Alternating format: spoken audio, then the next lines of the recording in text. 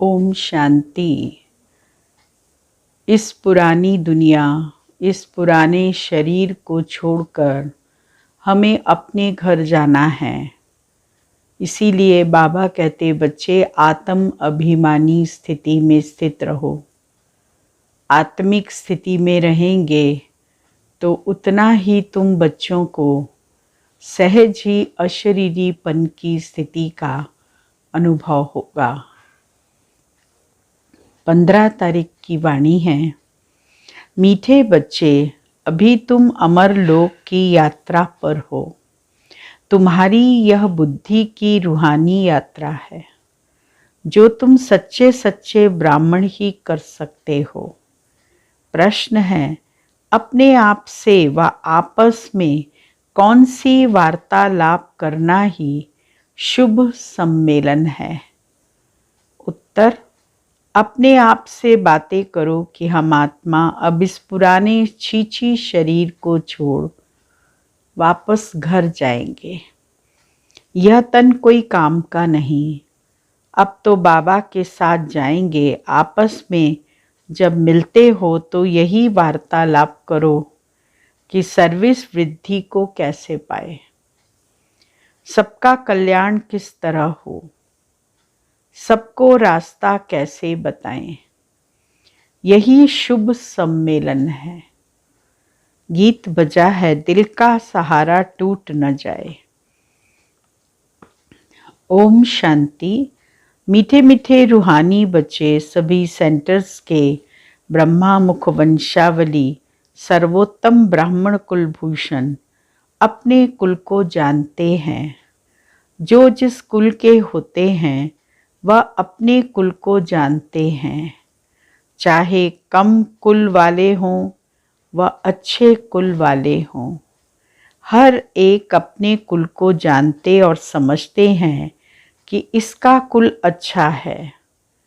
कुल कहो व जाति कहो, दुनिया में तुम बच्चों के सिवाय और कोई नहीं जानते कि ब्राह्मणों का ही सर्वोत्तम कुल है।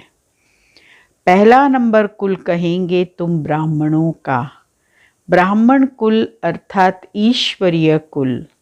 पहले है निराकारी कुल, फिर आते हैं साकारी सृष्टि में।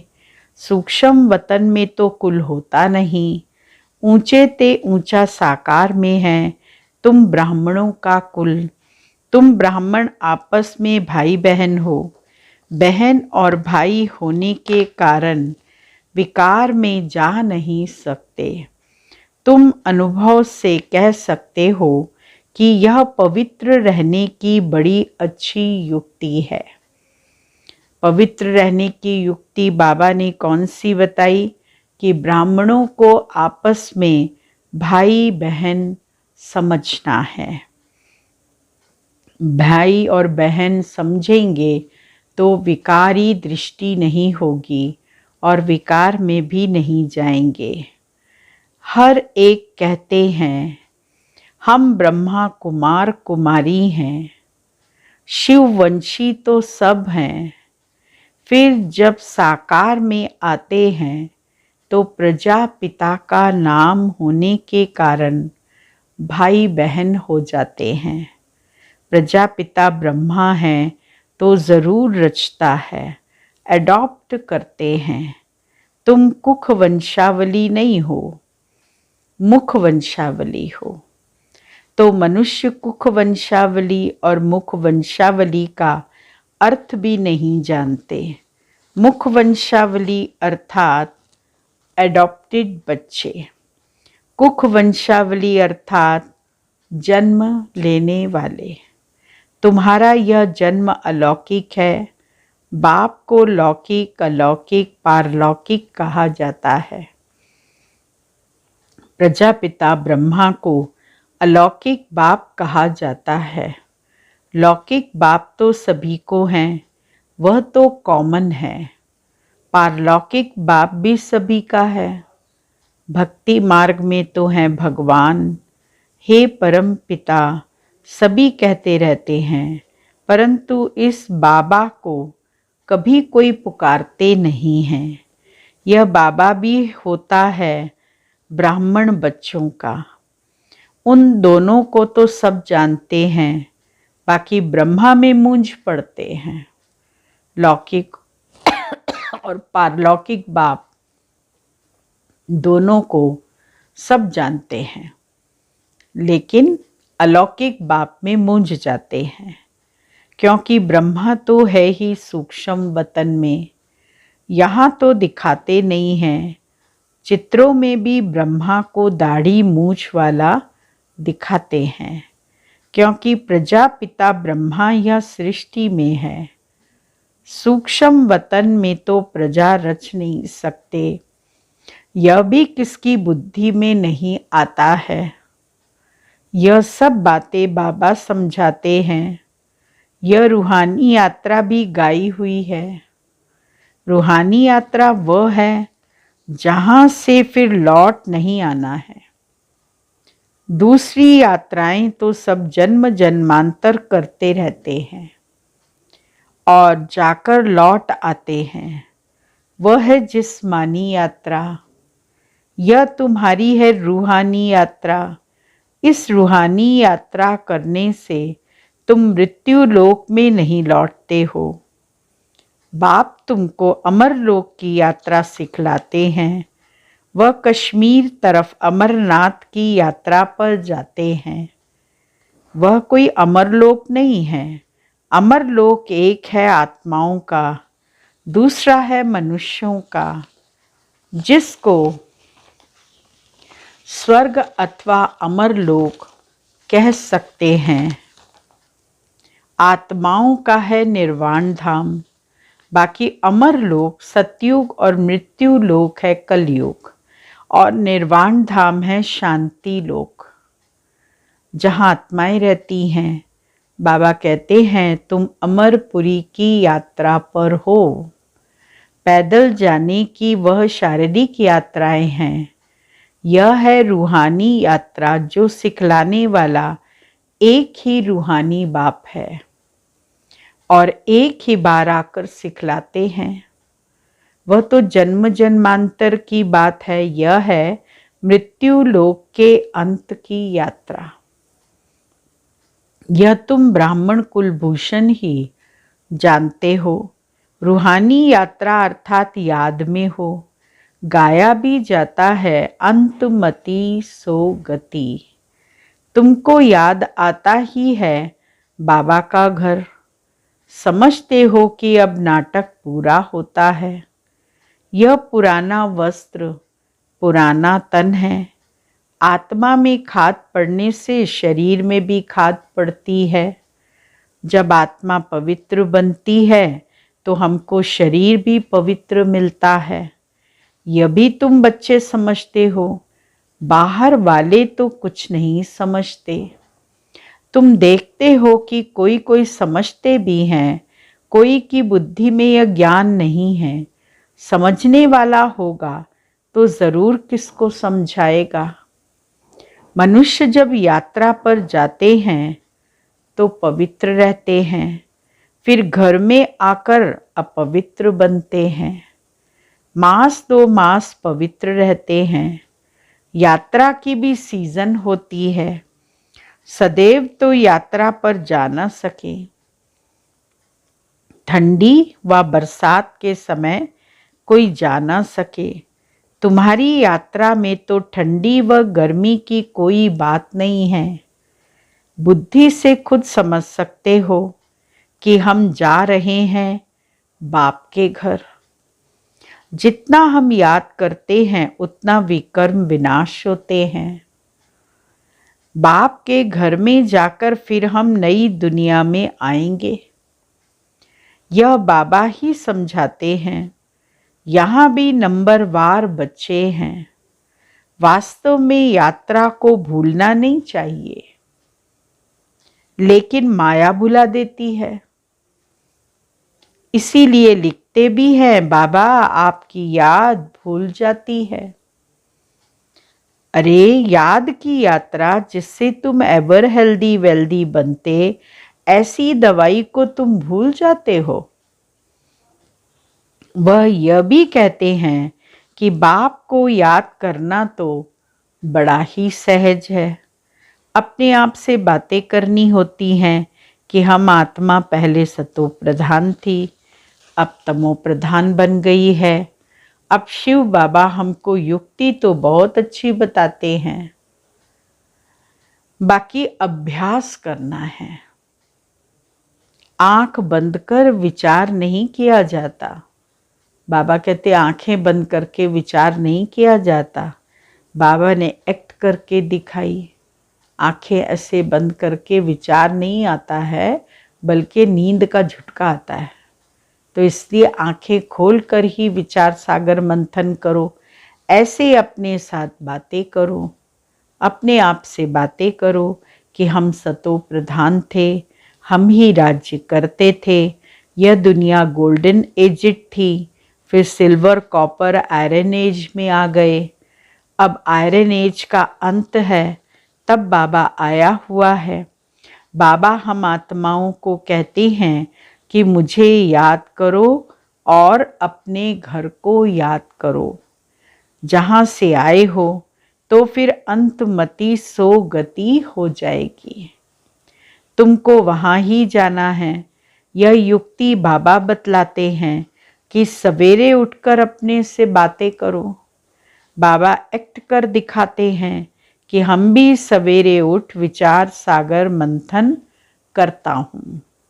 सच्ची कमाई करनी चाहिए ना।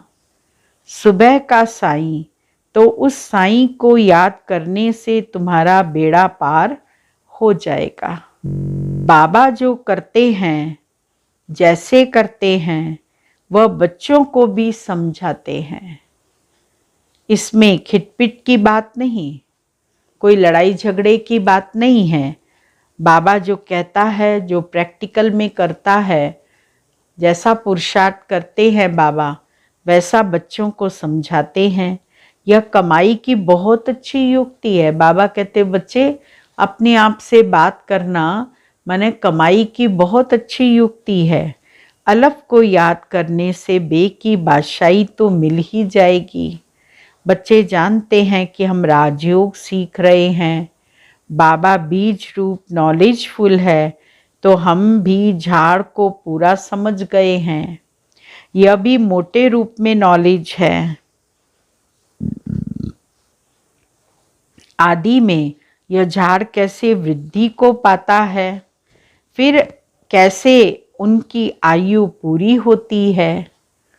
और झाड़ तो तूफानों आदि के लगने से गिर जाते हैं, परंतु इस मनुष्य सृष्टि झाड़ का पहला फाउंडेशन देवी देवता धर्म प्राय लोप हो जाता है। यह भी होना ही है। यह जब गुम हो जाए तब कहा जाए कि एक धर्म की फिर से स्थापना और अनेक धर्मों का विनाश। कल्प कल्प यह धर्म प्राय लोप होता है। आत्मा में खाद पड़ जाती है तो जेवर झूठा हो जाता है। बच्चे समझते हैं हमारे में खाद थी। अब जब हम स्वच्छ बनते हैं तो औरों को रास्ता बताते हैं। दुनिया तो तमो प्रधान है, पहले सतो प्रधान हेवन था। तो बच्चों को सवेरे सवेरे उठ अपने से बातें अर्थात रूरिहान करनी चाहिए। विचार सागर मंथन करना चाहिए। फिर किसको समझाना होता है कि यह 84 जन्मों का चक्र है। 84 जन्म कैसे लेते हैं, कौन लेते हैं? ज़रूर जो पहले आएंगे वही लेंगे। बाप भी भारत में आते हैं, आकर 84 का चक्कर समझाते हैं। बाबा कहाँ आए हैं यह भी नहीं जानते हैं। बाप आकर अपना परिचय खुद देते हैं, कहते हैं कि मैं तुमको राजयोग सिखलाता हूँ। मन मना भव, मुझे याद करो तो विकर्म विनाश होंगे। ऐसी समझानी कोई दे न सके।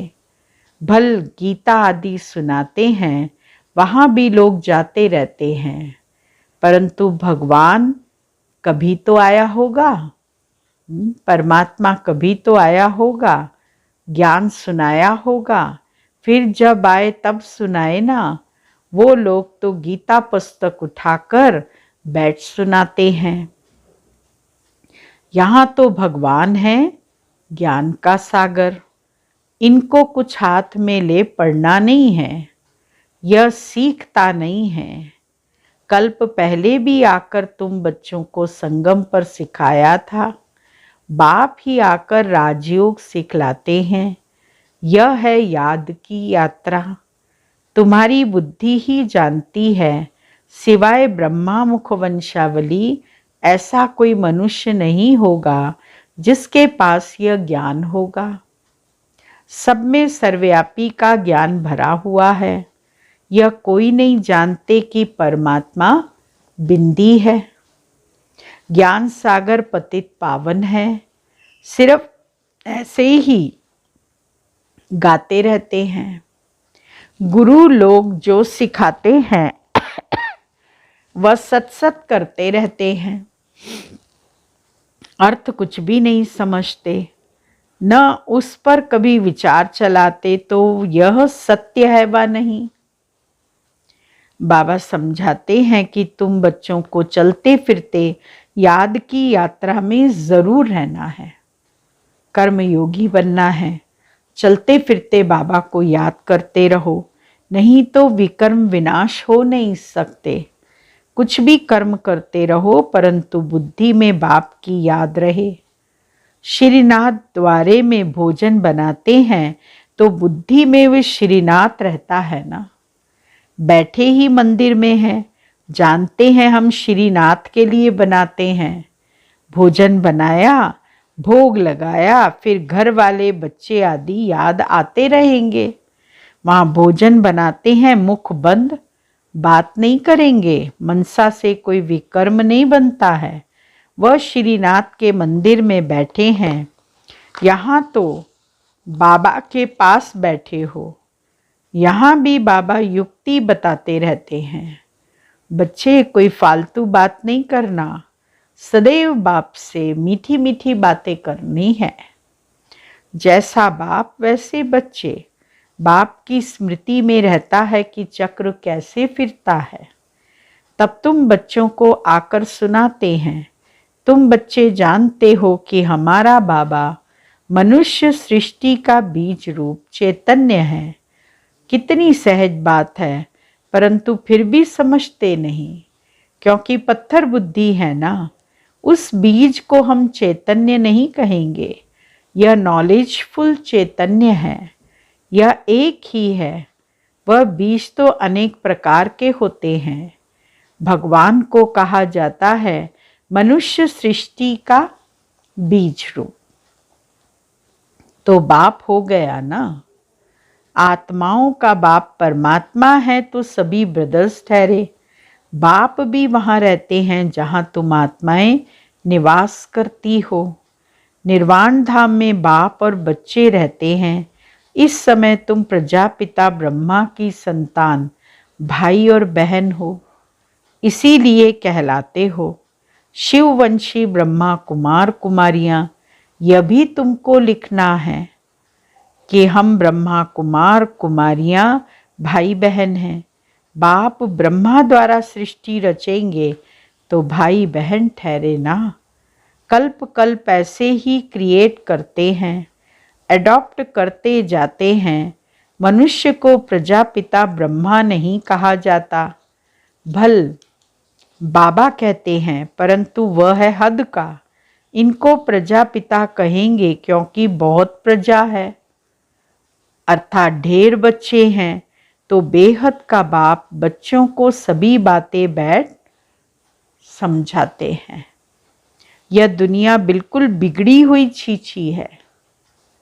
अब तुमको वाह वाह की दुनिया में ले जाते हैं। तुम्हारे में भी बहुत है जो भूल जाते हैं।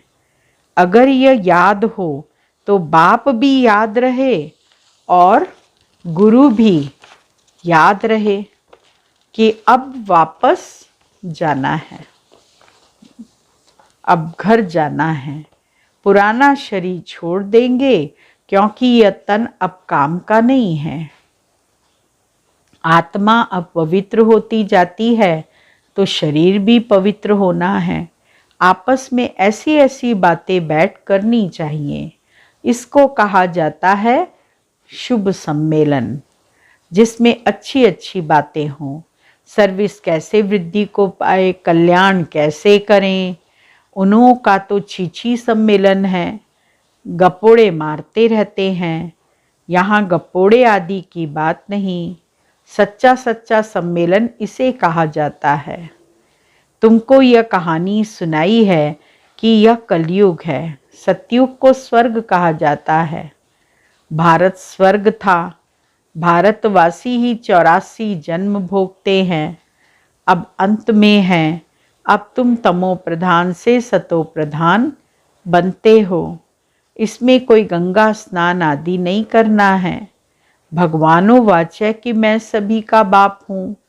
कृष्ण सबका बाप हो नहीं सकता। एक दो बच्चे का बाप श्री नारायण है, न कि श्री कृष्ण। हाँ, श्री कृष्ण तो छोटा बच्चा है, वो कहाँ से बाप बन जाएगा। परंतु जब वो नारायण बनते हैं तब वो एक दो बच्चों के बाप होते हैं। श्री कृष्ण तो कुमार है। इस प्रजापिता ब्रह्मा को तो बहुत बच्चे हैं। कहाँ कृष्ण भगवानुवाच्य, कहाँ शिव भगवानुवाच्य। भूल कितनी बड़ी कर दी है। कहाँ भी प्रदर्शनी करो तो मुख्य बात यह है कि गीता का भगवान यह है वा वह।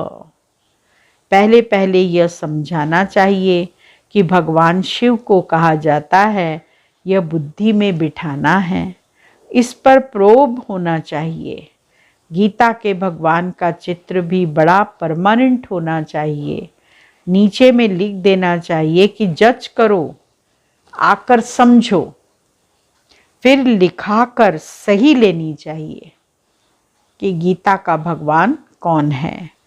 अच्छा, मीठे मीठे सिकिलदे बच्चों प्रति माता पिता बाप दादा का याद प्यार और गुड मॉर्निंग। रूहानी बाप की रूहानी बच्चों को नमस्ते और रूहानी बच्चों की रूहानी बाबा को याद प्यार गुड मॉर्निंग नमस्ते।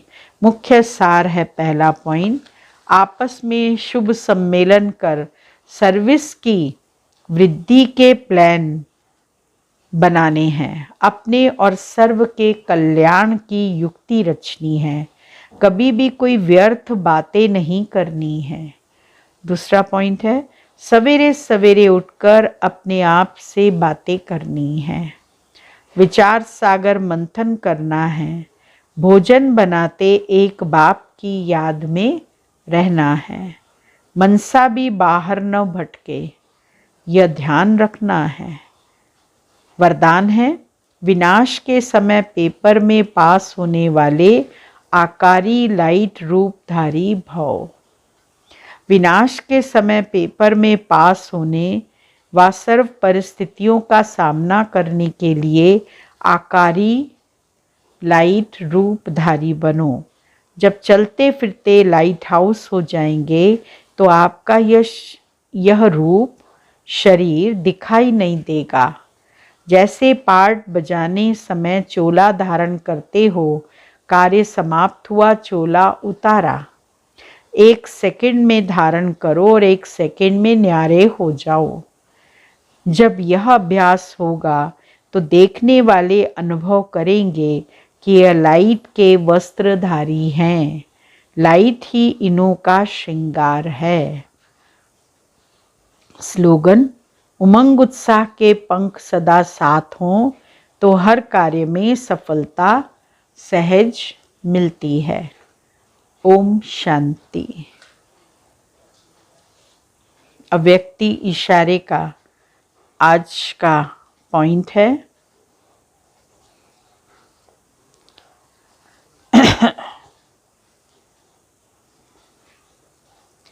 सभी संगठित रूप में लाइट हाउस माइट हाउस बन शक्तिशाली वाइब्रेशन फैलाने की सेवा करो।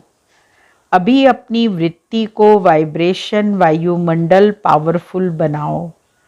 चारों ओर का वायुमंडल संपूर्ण निर्विघ्न रहमदिल शुभ भावना शुभकामना वाला बने, तब यह लाइट माइट प्रत्यक्षता के निमित्त बनेगी। ओम शांति।